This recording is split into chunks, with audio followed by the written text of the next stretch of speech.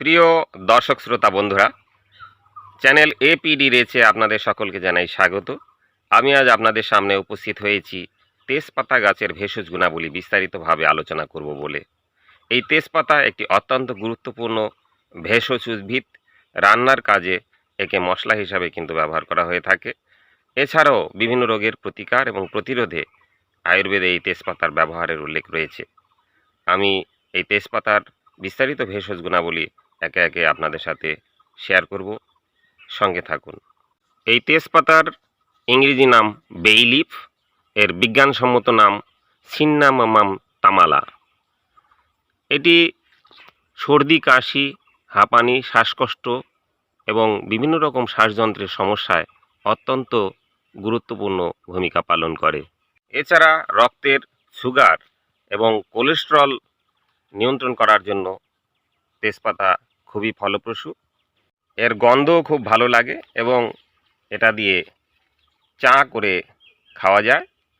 বিভিন্ন রকম চা প্রস্তুতির ক্ষেত্রে এই তেজপাতা একটি গুরুত্বপূর্ণ উপাদান হিসাবে ব্যবহার করা হয়ে থাকে। এই তেজপাতা গাছের জল ফুটিয়ে কিছুদিন পান করলে শরীরের ওজন কমতে সাহায্য করে। এর শিকড়, বাকলের নির্যাস, ফল এবং পাতা এর সবটাই কিন্তু ভেষজ গুণে পরিপূর্ণ। আয়ুর্বেদে এর সব অংশই বিভিন্ন রোগের প্রতিকার ও প্রতিরোধে ব্যবহারের উল্লেখ রয়েছে। বিভিন্ন দেশে প্রচলিত ওষুধ হিসাবে বিভিন্ন রোগের প্রতিকার ও প্রতিরোধে এই তেজপাতাকে ব্যবহার করা হয়ে থাকে। এই তেজপাতা নিউরোলজিক্যাল নানা প্রবলেমসে, যেমন পার্কিনসন্স এবং অ্যালজাইমার রোগে অত্যন্ত ভালো কাজ করে।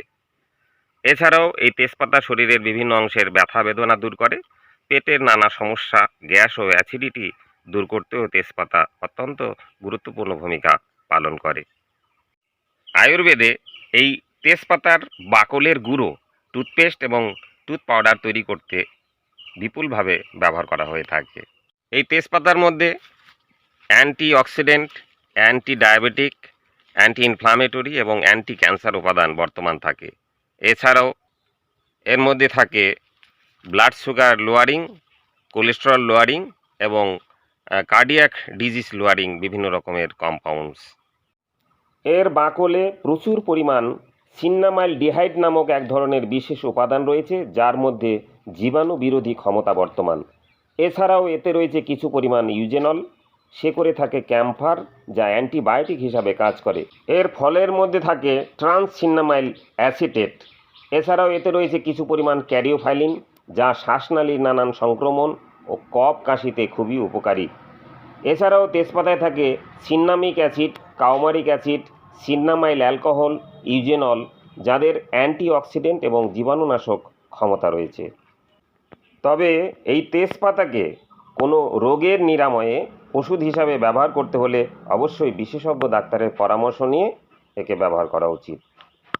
পরিশেষে বলবো, বন্ধুরা, এই পরিবেশ রক্ষা করতে ও পরিবেশকে সুন্দর করে সাজাতে আসুন আমরা সবাই মিলে গাছ লাগাই।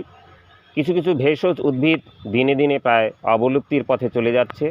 এই সমস্ত উদ্ভিদগুলোকে সংরক্ষণের মাধ্যমে আমরা বিভিন্ন রোগের প্রতিরোধ ও প্রতিকারে আসুন সবাই মিলে একত্রে সচেষ্ট হই।